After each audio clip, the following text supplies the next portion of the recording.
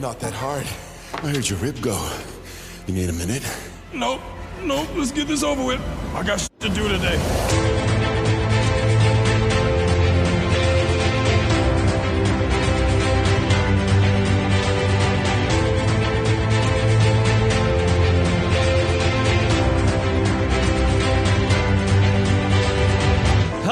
Welcome back to A Stark Contrast, where we discuss the differences and similarities between Marvel Comics and their MCU counterparts. And we are your hosts, Geoffrey and Dai. Hello, and welcome back, everybody. Welcome back. Yes, sir.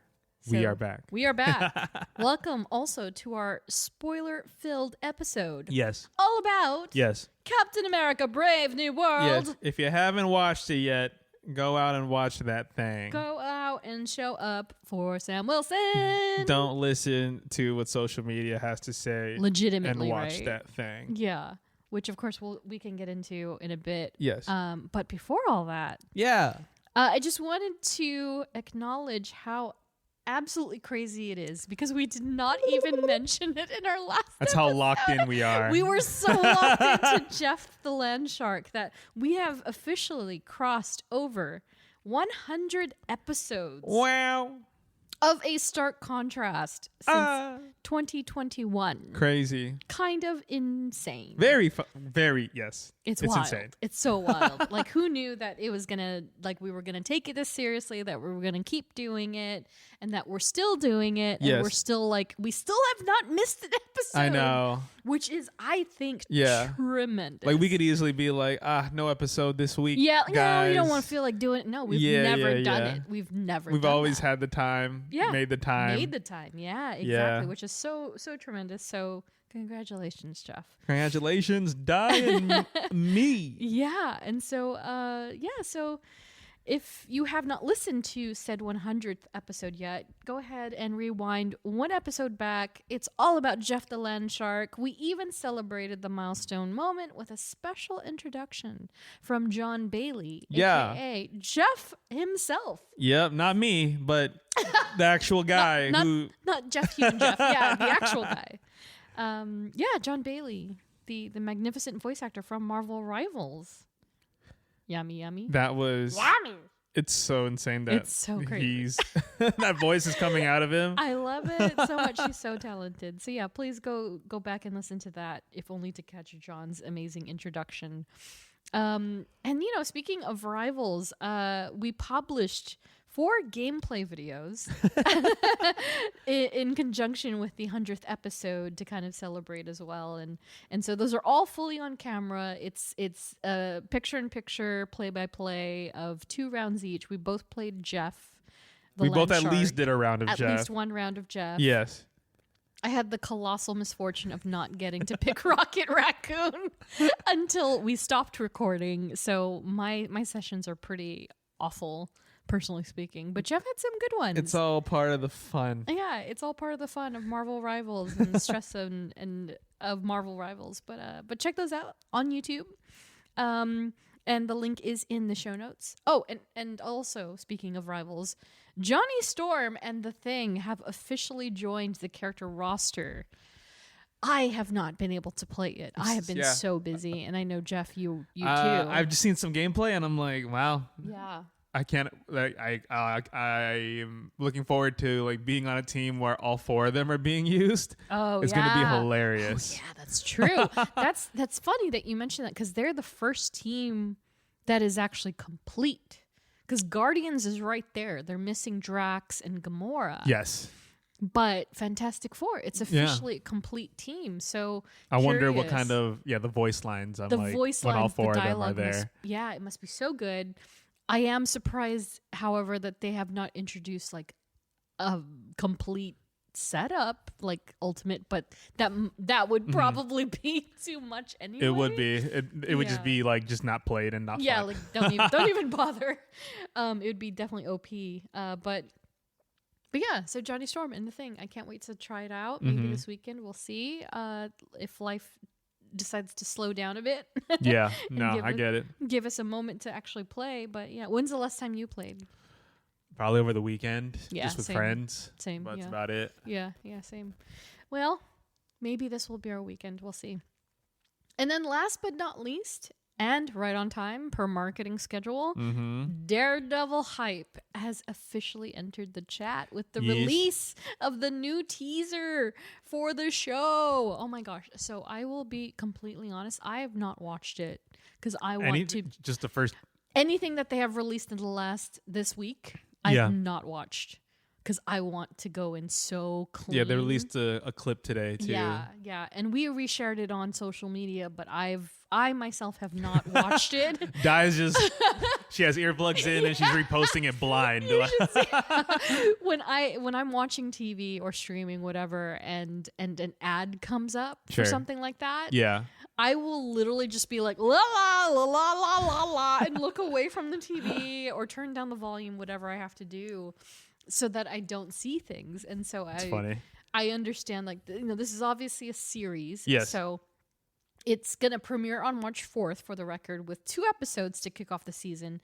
But the season itself is 10 episodes long. So I'm like, okay, I'm not too worried that I'm going to be spoiled, like, right off the bat. But I just want to go in with the cleanest palette and just absorb every minute of it. The minute it actually drops. That I'm just like, give all the Daredevil, and we're getting 2 episodes off the bat. Yeah. So. Oh, just so excited. But you saw it. Were you just like, hell yeah? I'm just excited for Daredevil in general, so it's going to be good. I know people are waiting for this, so. This is the kind of vibe and energy that I wanted when the show first dropped in general. Even, dare I even say, when Ben Affleck's movie came out. Like, this is the kind of reception that I always wanted people to have. Yeah. And now it's like he can pop up in Friendly Neighborhood Spider-Man and everyone is like, Daredevil. And I'm like, oh my God. Yeah. It's like overdue. Yeah. The devil was due. It's the devil's due for sure. But yeah, so tune in March 4th. That is just around the corner, for the record. So that's going to be a great day. I know. Knock on wood. Yeah, it is barely a week and a half away. So cannot wait. We will, of course, be discussing many characters from Daredevil, of not only comic books, but film and television. But we'll be discussing the season as well later on down the line. So definitely stay tuned for that. And now, with all of that said, Jeff, are you ready to dive in? Oh, yeah. Okay, so we're going to talk about Captain America Brave New World. And so I just wanted to preface that the film is officially 1 week into its theatrical run as of this podcast episode. And it's anticipated to remain in theaters until March. But before we get into that discussion, how about a quick pop quiz? I thought of this on the way home and I was like, okay. Fine. Okay. Fine. Okay, ready? And this is like a film buff one too. So I think this will be a fun one for you. Okay. So January and February are often called dump I can't even say what that dump months in the industry. Studios often releasing films that they don't have much confidence in during this time period. Can you name at least 3 Marvel films that have historically been released in February? I know for sure Black Panther. Ooh, look at you, right off the bat. Yes. Boom. Okay, Black Panther. Oh, February. I'm trying to, dude, anything that's like the older ones, I don't even know. But I will say, in the smallest hint, I have 6 total on my list. You have named 1, and 2 of them came out in the last 2 years. Oh, I know. Oh, in the last 2 years. Oh my gosh. My memory is horrible because everything just started coming out so like. Yeah. Oh God. Dude, I'm gonna be blanking out on everything. Think about. No, not. No, do you want any hints? Yeah. The most recent ones did not do very well. Yeah. Which stands true to the dump month.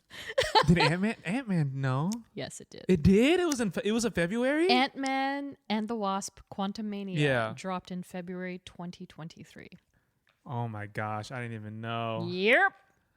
Okay. Okay, now think of a 2024 film. Last year? It doesn't have to be Marvel proper, MCU proper. Oh. Come on, Jeff. Does it involve girls? Yes. It does. Is it Madam Madame Web. Damn it. Madame Web was released last year for February. Wow, it was. Mm-hmm. Well, It was like the big get tangled in your Valentine. Oh, rip. Yes, rip. Okay, so Kit, do you have any clue what the other three may be Oh my gosh. before I read this list off for you? No, I'm Okay. blanking. My mind is mush All right now. Let's backtrack. So this is interesting because obviously you were a tiny baby Heard. when these first two were released. But the very first film that was released in dump season was Daredevil. Speaking of 2003 February, and so originally the Ben Affleck Daredevil series was pitched as like a Valentine's Day theme That's because hilarious. of the red. Yes. Like devil, whatever. And Yeah. so Daredevil was released in February 2003. Elektra was released in January 2005. Wow. Subsequent Wow. to yes, exactly. Doing them devils dirty, man. Exactly. And then, funny enough, Deadpool, the first Deadpool was released in February 2016. That's crazy. Because Fox did not necessarily have the most confidence in the film, Mm-hmm. but also because he is also red. And they're like, oh, that's cute. February. Yeah. And Just then, associate it yes, with that. exactly right. And then, of course, as you mentioned, Black Panther released in February 2018, followed by Ant-Man and the Wasp: Quantumania, February 2023, and Madame Web in February 2024. And funny enough, Black Panther did very, very well. Very well. And I think that while it's a bit dicey whether or not Marvel intentionally released either Black Panther or Captain America: Brave New World in February for the dump season, it is definitely more popularly thought and hypothesized that it's for obviously Sure. Black History Month. Oh, okay. Yeah, Black History Month is Yes. obviously February. So Yeah. that feels more in line with what that they were intending to do. Yeah. Whereas with Ant-Man and Madame Web, I feel like Sure. that felt a little more purposeful. Uh-huh. And then the red stuff. I mean, yeah, it works out. Yeah, it works out for sure. Surprisingly, Deadpool was not. I know. Yeah. I know. Whew, they proved that one wrong for sure. So Jeff and I attended the fan event at El Capitan on February 13th, a day before the film officially released. And of course, we're met with the disappointment that nobody showed I up. don't think anyone's coming anymore to these fan events. I don't think they are. I think they are, like you said, they're just more. It's more about the New York premiere. They're about that premiere. You do the Tuesday LA premiere, and Yeah. then you go straight to New York. Yeah, and I saw that even, like as we were sitting in that event, like I saw the pictures pop up like, oh, at the NYC premiere. I was like, man. And then, of course, on release day, Anthony Mackie showed up at theaters like giving roses to the ladies. And I was like, man, why? But it's fine. Like, I mean, I'm kind of bummed that they are just kind of pulling back. But we did get that nice little presentation before the screening that Yes. they were honoring veterans and such soldiers of people that worked at El Capitan or do work at Yes. El Capitan, and they served in one way or another. So that was really nice. So we didn't get any celebrities, but we did get some real heroes. as Yeah, they and you said. still get the collectibles. Yeah, the cool Yeah. stuff, which I did have a video I'm making that shows all of the swag that we got from the event as well. Mm-hmm. Some good stuff, honestly. Like that's always reliable. It's definitely The perfect shaving for- cream. The shaving cream. I would not leave I without still getting did not. that No, for I you. refused to grab it. I refused to grab it. Dad was like, "Why don't you grab it?" And I was like, "I'm not going to use this, and I just don't want to have this in my house. Yeah, so for those who don't know, they partnered with, who is it? Which company is it? I don't even know. Gillette? Is it Gillette? Gillette. Yeah, it's Okay. Gillette and Barbasol. Okay. They partnered with this for the campaign, and so yeah, you can get a can of shaving cream or a slender travel-sized version with either Captain America or Red Hulk on them. And they were not on the razors, so I did not grab any of those, although I wish they were, because I could actually use those. But I do have shaving cream. I'll probably get rid of it at some point. But yeah, we got the Funko Pop of Captain America, you know, a cute little tote bag, popcorn bucket, and a credential, which is pretty cool. No poster, interesting. I guess they just don't want to dabble with that anymore. Yeah. But we did get a reprint of the all-new Captain America #1 Yes. Visa edition featuring Sam Wilson becoming Captain America. That's from the early aughts. So that's really cool. I mean, I thought that was a great way to kind of unify the idea that, you know, there are these naysayers, speaking of people on social media, that that's not Captain America. And it's like, well, actually it is. So yeah, I think that was a great thing to give away, so to kind of educate people and bring them into comics again, which is always nice. And of course they had the costumes on view as well, and so yeah, you know, I'll put up a video showcasing the highlights and then the swag bag, so definitely be on the lookout for that. But the film itself, so we can just dive right in. And for those of you who are curious, the film on IMDb currently stands at a 6.1 out of 10 rating, and it's #1 on the popularity level. So people are chatting about it. Yeah. They're clearly finally getting out to the theaters. I assume that, you know, with President's Day weekend and Valentine's Day, people are slowly trickling in to actually go see this film. It also has a 49% on the tomato meter, Of course. unfortunately, but it has an 80% audience score. So it's trending upward. Hopefully it'll get some better response overall. Yeah. And it does have a 2.6 out of 5 on Letterboxd. So that's not too shabby, if you ask me. But yeah, so what did you think, Jeff? Like right off the bat, like... No, I thought it was a lot of fun, and I thought it was very grounded and rooted in like what Cap means, and I think Sam Wilson, Anthony Mackie, right, kind of encapsulated that. And so I was like, and I saw that some things on Twitter where he was like, I don't know what you guys are saying, but that is Captain America to a T. Exactly. So yeah, I like Absolutely. that. There was one thing where I thought was like, okay, I probably would agree with that, was in the marketing, I probably wouldn't have teased Hulk. Yeah, maybe. So, but again, I get why they did it. But I'm also like, But if you watch the movie, you're kind of like, oh well, it kind of leads all up to that. Yeah. And so, and it's also just very interesting because, it's kind of like in hindsight, they kind of played it up like, oh, he's going to be such a big part of the film, which he is, at the basis of it. But they also kind of gave away the farm because that was most of Red Hulk's scenes in the film were already in the teaser trailer, in the full trailer. There is obviously more footage of the character, but yeah, I to backtrack a bit, I do agree, same with you, that it really encapsulated the spirit of Captain America, which is the whole point of this succession continuing. Like, yes. It's not meant to be like only the Steve Rogers story. It is entirely the Captain America helm, and how and why Sam once again is the best candidate to receive that lineage. And so I think from a perspective of fans, I've been thinking a lot just random thoughts of like how the MCU is often perceived as you have to watch everything. Yeah. And honestly, as somebody who has watched everything, I started to pull myself away from it and like, oh, do people that have never seen Falcon and the Winter Soldier, are they going to feel like they were left out of stuff? And personally speaking, I don't think so. Aside Torres was obviously, he was introduced in Falcon and Winter Soldier, right? Yes, in the show, yes. Which I'm like, okay, and he was great in it as well. But I don't think they're necessarily missing out if they don't watch that. Yeah. You know I agree. Mean? Yeah, and speaking of Torres, played by Danny Ramirez so wonderfully, I absolutely loved him. Yeah. I loved him. Funny, witty. So funny, Sharp. so witty, so Yes. charming. I'm just like, get out of town, you little Miami Yeah. kid.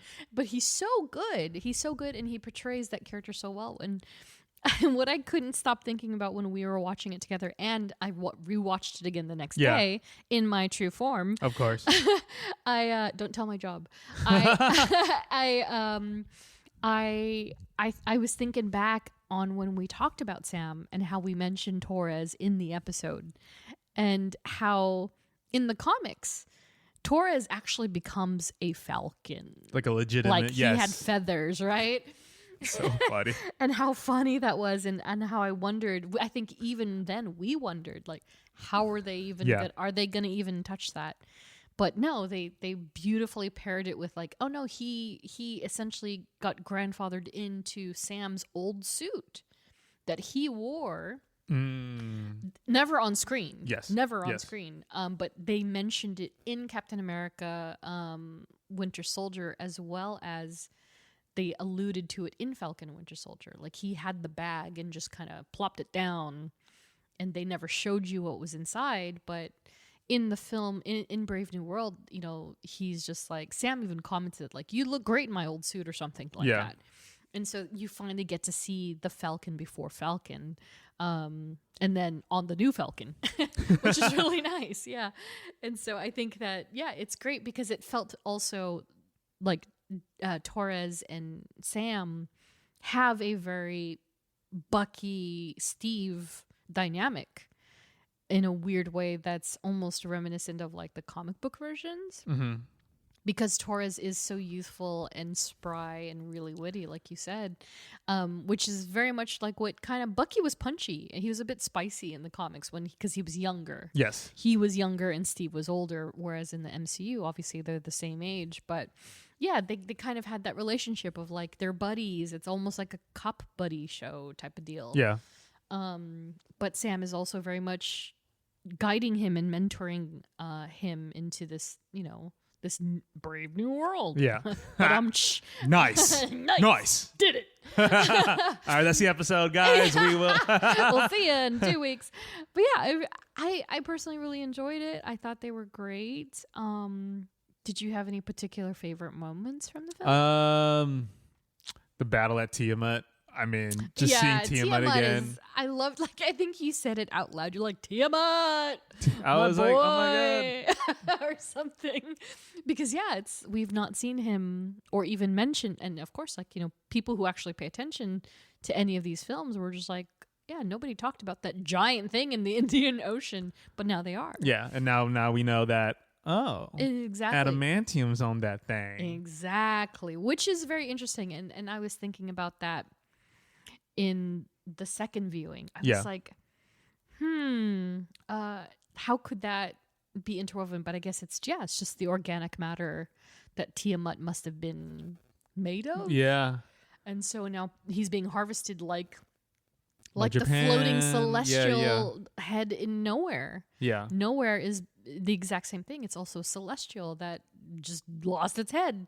And now all the space aliens are harvesting its resources. So this concept isn't something new. It's not like, they just wanted to include adamantium in a movie. I mean, it's like, no. I mean, it's like a believable like way to do it because you're like where would adamantium even be like made or whatever? And it's like, Right. oh well, it comes from a celestial being. Like, oh, that makes sense. Right, exactly right. And it's so incredible to think of that, right? And so yeah, so yeah, these celestials are dying or perishing, and now, you know, humans are harvesting their goods, and yeah, adamantium happens to be one, and that makes sense. And, you know, like, why not? Why not? Why Why not? Then the next thing you know, you find Wolverine born in a cocoon inside Tiamat. I know. That'd That's what I was wondering. be I was insane. like, it's very interesting and also clearly intentional, at least to me, that they would involve Japan. You know, You think they're holding him hostage there? I don't even think it's like a hostage thing, right? Like they just might be actually going back and tapping the resources of Logan's canon Sure. and how so much of it takes place in Japan that Yeah, it's they're like gonna you can't like not like Yeah, they're gonna bake that into this version of Logan that we eventually see. Yeah. Or maybe they'll even bake Damn. Hugh Jackman's They into it. they I they, don't know. they really might cast a new Logan. No, man. I think it's definitely feeling like I that think they now. should. They need to. Like they need to. Like at this point, Yeah. after Deadpool, I'd be pissed if Hugh came back. If it wasn't only in cameo form. Yeah, because at this point, especially, and I realized this as I was just talking, is that if they interrupted the current canon of that Logan, and then we're like, oh, just kidding, Japan, Tiamat, like it doesn't make any sense. It doesn't make any sense. It would be best if they were like, okay, that is a Logan from the other verse, which is what they've thankfully established. Yes. But there is a Prime Earth MCU Logan. Sure. Yes. Awaiting to get his share of this adamantium feed, which is very interesting. And I mean, this is kind of a test of your memory. Do you remember the exact temperature of the encasing that the adamantium was in? No. You don't? No. Was it shown? Yes. This is the kind of stuff that I remember. Yeah. But it was 815 degrees Celsius. Jesus. So I'm looking up how the conversion of that. So the conversion of that, oh my gosh, the conversion of that is 1499 Fahrenheit. So I was like, okay, when it first appeared, because we did not know it was adamantium, obviously. But once they've officially established, oh no, the canister is full of adamantium, and then they showed it even closer, and I was like, oh wow, that thing is at 815 Celsius. It needs to stay. It needs to stay in liquid form. So interesting. Love that little detail. I was like, oh my god, that makes so much sense. What are you guys gonna do with it? I know. Exactly. So it's interesting, right? Like they're establishing it in this way that it's like, okay, it has to remain super duper duper hot. Yeah. And it's really, really rare. And now they're integrating it into this everyday life of that world. And so, I thought that was really great. Again, the Japanese aspect is very compelling, and it leaves it open to so many things. And so, how did you feel about Thunderbolt Ross and the treatment and the conversion? I was thinking about it. I was just like, oh man, that's not forget William Hurt. William Hurt. I'm like, man, and it's like, R.I.P. and it's also really hard to replace someone. Oh, obviously, he was fantastic. but someone like it's a very important character like Thunderbolt Ross. Yeah. And I loved William Hurt as Thunderbolt. I thought the ingenious way that they were able to revive him in the series and bring him in from the original Hulk films was such a great move. Yeah. And I am as much as I do love Harrison Ford as an actor and as a presence and in this film. Yes. A big part of me wishes it was still William Hurt. Of course. Yeah. Of course. Big part. Yeah. It would have been a great, just to see him go off the rails like that. Yeah. Oh my gosh, it would have hit a bit different. But I mean, if you have a chance to cast Harrison Ford, I know. You do in it. the MCU as somebody that's as prominent of a character now as as Thunderbolt Ross. I mean, yeah, why not? And also, just for fun fact, Brave New World begins in November 2026. 2 years after the events of Falcon and Winter Soldier, and is primarily set in the first few months of 2027. Wow. So we have officially jumped. We've officially jumped in the timeline. And so curious if they'll even mention a year in Daredevil to kind of connect things, or if it does take place a little retroactively. And I mean, leads it'll up. probably mention events, but Yeah. So I definitely enjoyed it. And so speaking of Harrison Ford, as Thunderbolt, I thought his character was very interesting. I thought it was clever the way they kind of made up for the fact that he's a different actor and that he doesn't have a mustache. Yeah. And that they kind of tipped their hat a bit to William Hurt, like, we're not replacing you, we're just continuing the legacy. And sort of in that narrative. And also the fact that, his relationship, because indeed, Betty Ross was completely absent from these films as far back as Edward Norton's film. So we've not even heard about Betty, like barely. I think maybe Mark Ruffalo's mentioned her once. Yeah. And that's it. Yeah. And that's probably 2014 or something. You know what I mean? So to then see Liv Tyler Come back, not only as in voice, but also on camera. Yeah. Huge. Yes. And I kind of got spoiled about her because, really? Yeah, because it was early on when they were still filming, and they're like, oh, Liv Tyler is on set. I never saw really? the picture. I didn't even see that. Yeah, I heard about it, but I saw her at the LA premiere. Pictures of the LA premiere. So I was like, oh, damn. I didn't even. Wow. Yeah, she was there, and I was like, well, she's in the movie. And so, but it was nice to actually get to see her on screen and have that very short interaction with Harrison Ford. And yeah, it makes me curious if they're even going to have any more crossover with her and Bruce. Mm-hmm. Bruce, for that matter, And yeah, is there anything else that stands out to you? Like, so how did you feel about this newly introduced villain that we have now? With Samuel Stearns as... I was going to say, yeah. Tim Blake Nelson as Samuel Stearns. I mean, yeah, he seems very menacing. Very menacing. I also like the way that they introduced how like Ross needed to like be healthy. Mm-hmm. Like he needed to take something because I don't know if you remember in Black Widow Mm-hmm. when he made that appearance, Mm-hmm. that Ross, Mm-hmm. and he was like, oh, then Black Widow was like, oh, you sound kind of sick there, and then Mm-hmm. he's like, haven't you had like double like open heart surgery or whatever it was? So it's, yeah. he's sick. Yeah. So then now it's like, okay, what Wow. did he, like, someone on Twitter pointed that out. That's very true. And then I was just like, oh, like he probably needed to do something to keep himself alive, and that's what he did. And That's it's so like, oh, interesting. like this is what's See, and that's like a great example again. Like you don't necessarily have to watch everything because they were able to compensate and fill in the story without you like an obscure sort of notation like that. Like you don't have to have watched that film to know that, oh, he was unwell, because they cover in the film. Wow, that's interesting. That's a semi deep cut. yeah. if you Someone ask me. posted that, and I was just Yeah. like, oh, that makes sense, because it's not just like Yeah. he's just not like he's not turning into the Yeah. Red Hulk for a reason. Yeah, for sure. He needed to take something to get better. Yeah. But I like that. The was it the leader? Leader. The leader. Yeah. Mm-hmm. Yeah, it's a pretty dark way of like saying, like, damn, like you were trapped down there. He looked so like hideous. Yeah, and it's interesting because there's in the comics, he is very much like an alien head-looking kind of fellow. And I don't know if you remember this, but there were these early leaks of concept art, not even concept art, of like merchandise art that featured Samuel Stearns, and that's how people got tipped off. I forgot about this completely because it was so, once it came out, it was like off the radar. Sure.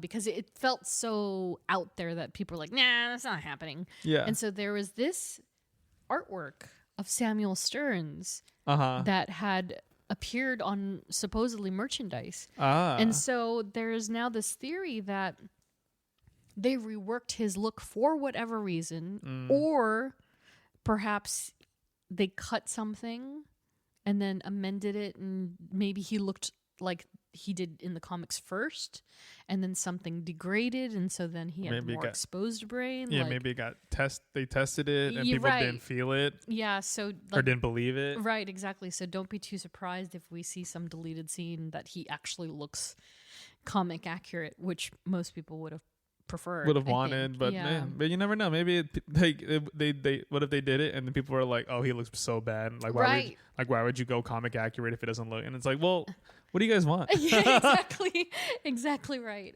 Which is so interesting. Yeah. So Samuel, I forgot that he was even mentioned, let alone like shown in the original Hulk films, right? Yeah. And it's like you don't necessarily have to see them. That one is a bit of a stronger case because that's kind of an Easter egg of sorts, right? Yeah. But he is I don't want to say omnipresent, but he is one of Hulk's bigger adversaries in the comics. So it is interesting that they would pull him in, but this time for Ross Yeah. as Red Hulk, which is again an interesting concept, and we're probably going to talk about Thunderbolt next, if not later on down the line. So we'll get into all of that nitty gritty canon as far as those two are concerned, or at least Hulk and Leader. But yeah, I thought it was an interesting way to kind of broaden the adversary list, especially for somebody like Sam Wilson, where he's already combating the idea that he's being questioned. Like, if Steve Rogers couldn't do it, what makes you think you can do it? You don't even have a super soldier serum in you, you know? But I think they handled it quite well. And of course, the suit had a lot to do with it because, you know, of course, as they mentioned in the movie and in Falcon and Winter Soldier, you know, the Wakandans created this amazing suit. I love his suit. Yeah. My gosh. I love the stealth suit is great. I don't know if I don't think it's the same one, but the blue one that he eventually transfers into is like definitely my favorite. Like, I was really into the white one when it came out and also got carried over into this film, but there's something about the blue. I don't know what it is. It's just a personal thing. It looks nice on him. Yeah, the helmet too. The helmet looks great. The tech that he has, you know, obviously he it. doesn't have the serum, but like I feel like his suit, you know, helps him be a little more super. Yeah. And I love that. Exactly. And I wanted to mention like something else I love, obviously, is the fact that Giancarlo Esposito is in this movie. And he's absolutely sensational. And he, as an actor, is just so incredible. Again, every time he even comes up, I'm like, favorite person in Breaking Bad. He was my favorite. I loved him so much. And he's just a fantastic actor. And I thought he did great. And he made a compelling Sidewinder of the Serpent Society. Yes. Who we've talked a little teeny tiny bit about, but we're starting to see more and more of them come through as, you know, the Hydra of yesterday is finally like going away, right? Yeah. Now we're seeing these other establishments and organizations kind of surfacing in the MCU, which is great because they need to break free from the older era of just cycling through the same sort of villain, but now we're introducing more obscure ones. Yes. You know, like the world knows who Hydra is. Let's move on from that. And now we have the Serpent Society, which is going to be very interesting. I also really enjoyed Carl Lumbly coming back as Isaiah Bradley. Of course, he is also from Falcon and the Winter Soldier, but yeah, I loved his portrayal as Isaiah, the first Black Captain America, as they call him. Yeah. And he was also, you know, a super soldier. So I loved that they brought him back. It did kind of break my heart when things went askew for him, but the leader's entire brainwashing thing, really interesting to me because I wasn't sure how they were going to angle any of that stuff. Yeah. Because I remember thinking early on when we saw the first trailer and you see Isaiah like flip, I was like, he's got to be brainwashed. Like there's got to be some super soldier like, brainwash. Yeah. But it wasn't super soldier at all. It was just leader. Like he could easily manipulate certain people. Some people, that he's for whatever reason like figured out the brain, the patterns and it's so cool, the activation process, right? It's Bucky, but almost worse. Yeah, that was very heartbreaking. Like the way Isaiah Bradley kind of like acted at. He was just like oh, I'm going back. Sure, they're gonna welcome me back. And then it's like boom, like this happens, and it's like heartbreaking. Oh, like when he's like, my suit, don't get my watch my suit. I was just like, oh, I know. No. I was like, And I was afraid he was gonna die. I was afraid he was never gonna get out. Yeah. But thankfully, yes, none of that happened. Yeah. Because, you know, of course, we haven't really talked about Isaiah at all. Like we've touched on points about him, but his grandson. He is, of course, a member of the Young Avengers, and so Eli. Yeah. We saw him in Falcon and Winter Soldier as well. So is he going to come back? Yeah. And of course, to even introduce him, we kind of need Isaiah to backpedal it a bit, bring it back a bit, and then like reintroduce him into the fold if he's to be part of this new era. Yeah. of Avengers, along with America and Kamala. So yeah, I'm glad that they resolved his thing and he's absolved of all the crimes, and hopefully he's free of all that, all that craziness. But yeah, I absolutely loved Isaiah in this. And speaking of government workers, what about that little special cameo from your boy? Did you see that coming? No. Okay. I didn't see it coming either. I didn't. And it's funny because I don't believe that Sebastian is even credited in the film. Like, if you, in the credits themselves, I do not believe he's in there. Interesting. So it's a fully uncredited role. And when that scene was happening, and of course, spoiler, this is after Torres is shot out of the sky. Yeah. Basically, he's shot out of the sky. He's not doing great. He's on the board, on the whatever you call it, the table, and he's being operated on. And Sam is just very adamantly like, "Room's closed," or whatever he says. And then the footsteps persist, and lo and behold, it's Congressman James Buchanan Barnes shows up in his little suit and his U.S. pin and such. And it's very interesting because even when I saw it the second time, the friends I saw it with that time,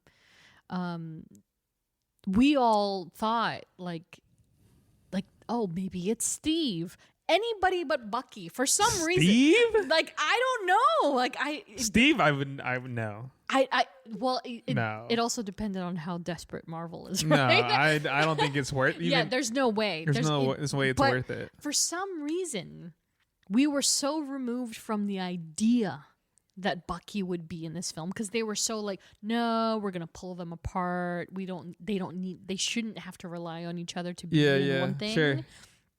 But the fact that they still did it, I'm like, thank you, actually. Because I even said it when we saw it. I was like, they're genuinely probably the best. Like, they're literally duo. best friends. They're best friends. And the fact that he even added in, which I feel is an ad lib, I feel he entirely improvised it, was the "love ya buddy." I was like, man, I love these two. I love these two together. Yeah. And even just getting 2 minutes of screen time of them together since Falcon and Winter Soldier is sensational. And so this then, of course, domino effects into the fact that I don't think Sam will be in Thunderbolts.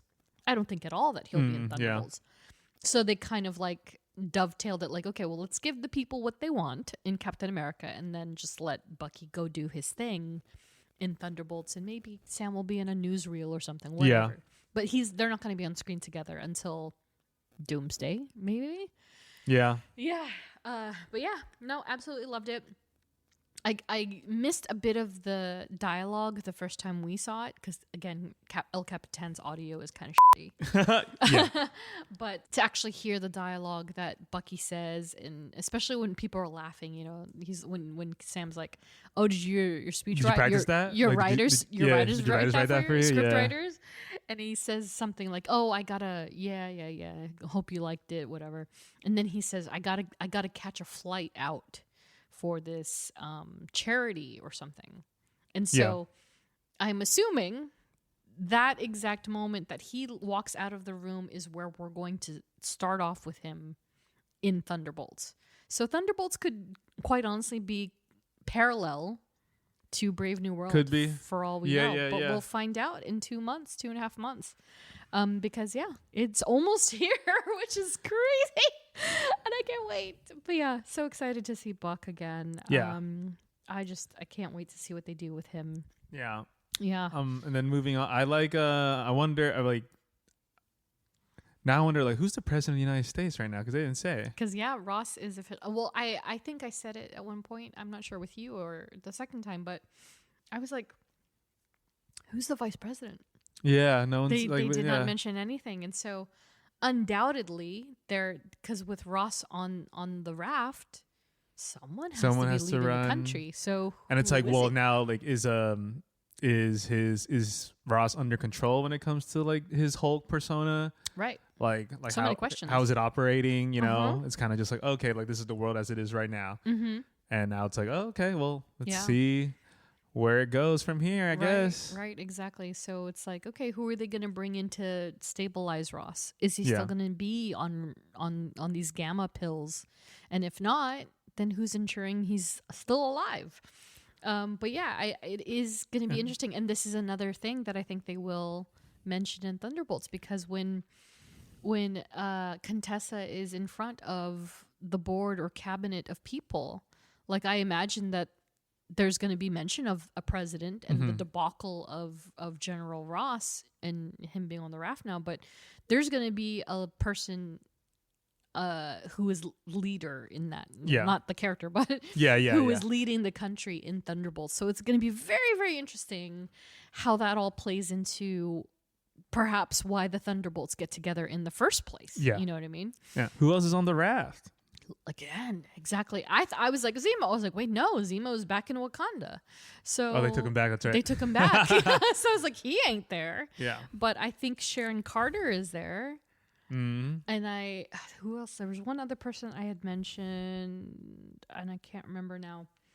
But there's people there. There's people there. There's people there. Yeah, especially if they're gonna maintain also, like if they're weaving in the Spider-Man aspect. There's some Spider-Man folk on there technically. Yeah. So it's curious. Yeah. Curious. But I'm glad this movie also, like, it stayed. A friend asked me like the other day, like, oh, how was it? Like, should I watch it like in theaters? I was like, yeah. I mean, I always say you should watch it. I mean, if you feel like you wasted your money, that's on, that's you, fine. But I'm like, this movie is like really like it's grounded. It doesn't it deals with space celestial things, but it doesn't take place there. It takes place on the ground, very much within just human characters type. Yeah, exactly. Like, it doesn't get over the top, doesn't deal with any multiverse and stuff. It just deals with a compact storyline. Yeah. And yeah, I'm like curious to see where it goes. Yeah, it's so interesting because the most supernatural element thing in the film is, quite honestly, Hulk and the idea of gamma radiation with Leader. Other than that, it is very much it has the root of what made Captain America 1 and 2 so fantastic, and also 3 for that matter. It kind of, to me, it had a little bit of all 3 films in a weird way. More so Winter Soldier, for obvious reasons, because it was kind of spy thrillery with this added element of like, oh, they're flying through the air. Yeah. And they have this amazing Wakandan tech with the energy propulsions and such. But I think they handled it really well. I agree. And it is a shame. Like, I've been so busy, but for people who have asked me like, oh, did you like it? I'm like, yeah, I think I found it very, very enjoyable. I think it's great. I think the leads are very strong and they're charismatic and they keep you in the moment, and it's an enjoyable film. It is it's an enjoyable, fun film. Yeah. It solidifies Sam Anthony Mackie as Cap, and it's like, that's Captain America to a T. Exactly right. Yeah. And then I just wanted to touch on some of the sub characters that we have not spoken about yet, but there is also Shira Haas as Ruth Batsaroff, who was, of course, if you paid any attention, kind of a polarizing subject matter, given the political climate in real life. Yeah. But her character was very interesting. An ex-widow, according to the film. Ex-Red Room, yeah. And so she had that amazing skill set. I ended up liking the character more than I thought. Definitely a huge departure from the comics. Not even close to it, which I figured was going to be the sense, because I looked at her and I was like, yeah, she's not like some Israeli superhero that she is in the comics. Yes. Like, she's very much like an agent of sorts. And as we said, she's from the Red Room, so she's clearly got some interesting history. Yes. Does she know Nat? Yeah, exactly. Did she know? She kind of recognized Bucky, but she didn't seem to know him in a capacity that would be like in comics. But I think as interesting as she was, I don't think she'll be back. I don't think that she's going to have a continuing role in the MCU. Sure. I think she's kind of one and done. Yeah. As well as some of the other folks that were in it.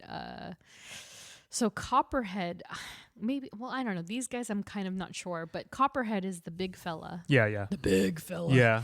So apparently he was using adamantium blades to cut Sam's suit. Jesus. Because what is the one property that can actually combat vibranium? Yeah. Adamantium. Mm-hmm. So he was using adamantium claws or something of that sort. So interesting that he even had that. But yes, again, Copperhead, part of the Serpent Society with Sidewinder. They're all named after snakes, if you hadn't caught wind. And then, of course, William Mark McCullough as Commander Dennis Dunphy. Dunph. And he was introduced recently in a Lego Marvel game where everyone thought he was Wolverine, but it's actually Dennis Dunphy. And so I just think, again, I said this to Jeff in text. I was like, all they got to do is just fit in Stiltman in some way where it's we're like so much closer to a Stiltman appearance. It's so funny. Like, it's insane. Yeah, it's like if they can fit Demolition Man and give him a great characterization. Yeah. Like R.I.P. I'm sad that he died, but I'm also like, yeah, we got Demolition Man. It just wasn't the exact version, you know. I think that's so funny. I think they can do it for Stiltman. And so I'm just waiting for the day. Literally, that they mention Wilbur Day, and I'll be like, Stiltman. It's Wilbur Day. It's happening. Stiltman is more and more reality than we think. Stiltman's more of a reality than Blade. Yeah, I know. Oh my gosh, I was talking to my friends about that as well, and like the further and further it's pushed, the least likely Mahershala Ali will be attached to it, and that's really sad and unfortunate, and it's kind of a downer because I think he would be a sensational Blade, but hopefully we will get some sort of some sort of, I don't know, maybe they'll figure it out. I don't know, and it's kind of sad that it's lost in the ether at this point. But yeah, the sky's the limit, especially if we can get Dennis Dunphy in a Captain America film. So yeah, I mean, all in all, again, I found it very enjoyable. I thought it was wonderful. I think it's definitely worth watching and worth absorbing on your own. Like it is constantly disappointing, but it's just the nature of our world now that people are like, oh, what does Twitter think about it? And it's like, good God, like just go watch the movie. Watch the movie, man. Like if you're curious on watching a movie, just go and watch it. Honestly, and I mean, that's how it was back in the day before, you would have to read the newspapers for like movie reviews and blogs and stuff. Roger Ebert. Yeah, exactly. Just just go experience. Just go and watch it. Like exactly. And it's like, I don't advocate for stealing it, but like I would sooner advocate to steal it than listen to people on Twitter. Because they're never because everyone has their own opinion. Like exactly. Like if I go, like everyone's just looking for like validation, like to say like, oh, I don't want to see it. Like, oh, that just gave me a reason to hate it. Love that clickbait. Yeah, and people, of course, and this is another reason why I kind of do stay away from teasers because the commentary that follows immediately. Yeah. Because once it's in your head, once the negativity is in your head, you go into the screening with that negativity. Exactly. And that expectation it's going to be crap. I'm going to preach the same thing I've said over the last 100 episodes. Yeah, exactly. Like, just give what they take what they give you. Yeah.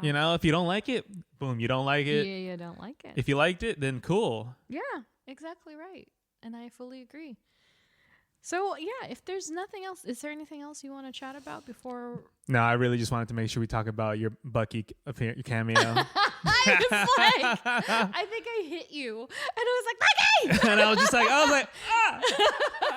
Because again, it was just very unexpected. I don't know why. Like, because there was always part of me that was like, yeah, he's going to be in it, obviously. Yeah. And then at one point, Marvel was just like, yeah, no, we're pulling them apart. I was like, oh. Yeah, I legit was like, I don't think there's going to be any cameos. And I'm like, that's fine. Yeah, and I, me too, because I don't want to be, and I know that they're also trying to be better about it. Yeah. I don't want to rely on a cameo to enjoy the film. Yeah. And thankfully, even without Bucky in it, I think I still would have enjoyed it just as much. But of course, he is the cherry on top for me. And he is also the whipped cream and the sprinkles on that Captain America Sunday. I was like, okay, I'm here already. But that just made me so much more involved in the film and loving the film. Yes, I enjoyed it that he a was in lot. there. Yeah. Cannot wait. Yeah, exactly right. So yeah, go out, support Captain America Brave New World in theaters now, and probably digital. I would assume it's going to drop just before April-ish? Thunderbolts. Yeah. Okay. Yeah. That's my theory. That's my prediction. And so somewhere in the nest of like the end of Daredevil, we're gonna get a Captain America digital release. Yeah. And then it's We get the bloopers. We get the deleted scenes. the what is it called? Ah. I'm already forgetting what it's called. The assembled. Oh, yes. Yeah. Yes, the yeah, assembled. because we've not gotten the assembled yet. But I Yes. did see that there's like a featurette currently on Disney Plus for the film. Yes. So yeah, go watch it. Go support. And then of course, it's full steam ahead with Thunderbolts. But yeah, it's very, very exciting time. Marvel fans, we're officially brewing, and then it's gonna be all about Fantastic Summer. So it's gonna be a very, very fun time to dive into all of this content. And so speaking of which, next up on the show, it's time for an old-fashioned mini Marvel. Oh, yeah. Where we're going to discuss the latest news. I'm sure there's going to be even more in the next 2 weeks. Goodness gracious. As well as the season 1 of Friendly Neighborhood Spider-Man, complete with a video version of the episode for YouTube. So Yes. tune on back in Yes. 2 weeks and check us out as we'll discuss these things.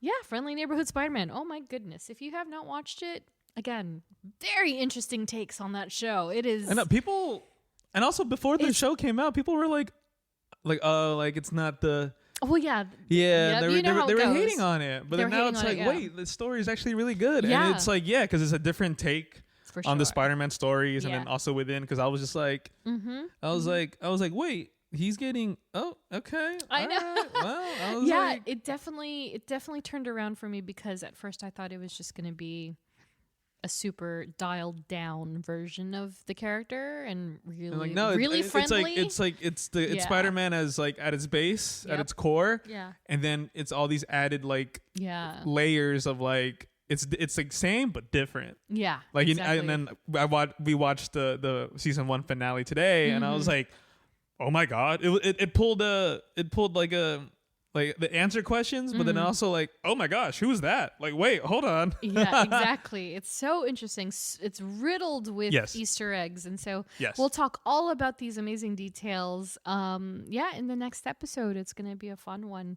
But with all that said, that's the end of the show.